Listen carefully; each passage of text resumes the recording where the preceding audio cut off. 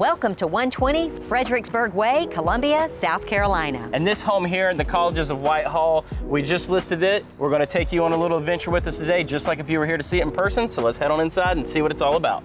Well, when we came inside this home, we were so excited to see everything that we saw. Because when you walk through the front door, you're greeted by this big, massive room here, which is actually the great room here behind us, and also includes this dining room here. And off in the distance, you do have a little sunroom too.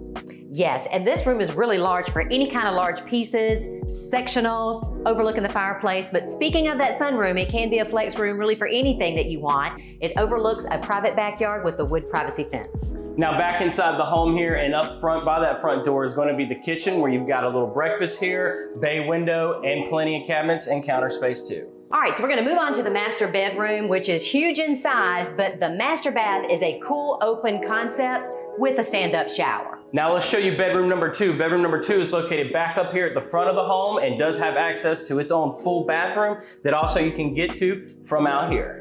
Well, we'd love to show you this house more in person and would love to hear from you. That's right, and make sure you hit that like and subscribe button for us so we can keep telling the world about South Carolina, and we'll speak to you soon. Thank you.